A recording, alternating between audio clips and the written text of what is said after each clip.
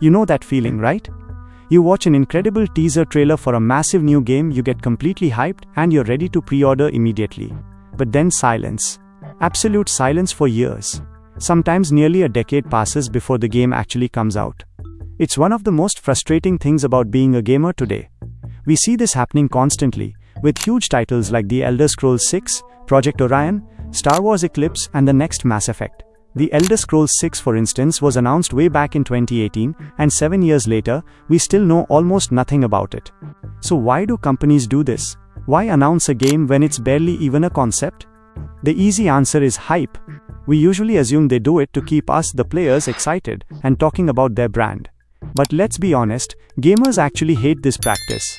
Announcing a game 10 years early doesn't make us happy, it just makes us impatient. Here is the secret that the industry doesn't often say out loud. Those early announcements? They aren't actually for you. They are for the investors. See, making a modern AAA video game is incredibly expensive.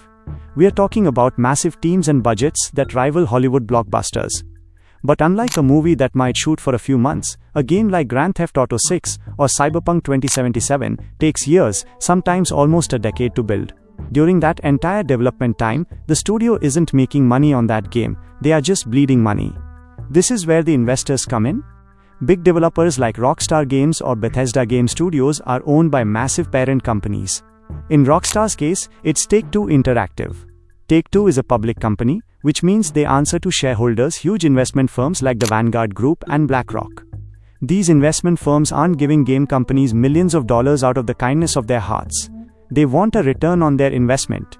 They need to see that the company's stock price is going to go up. And that is why the early trailer exists. A game like Grand Theft Auto 6 doesn't need a trailer to get players to buy it. It's going to sell millions of copies regardless. It needs a trailer to keep the investors on the hook. When the hype is high, the stock price usually goes up or stays stable, even if the game is years away. We actually saw this in action recently. When Grand Theft Auto 6 was delayed, Take-Two's stock price took a serious hit. The announcement essentially promises the money people that a massive payday is coming eventually. This strategy applies to other studios too. Look at CD Projekt Red and Cyberpunk 2077. That game was revealed in 2013 but didn't come out until late 2020. Why?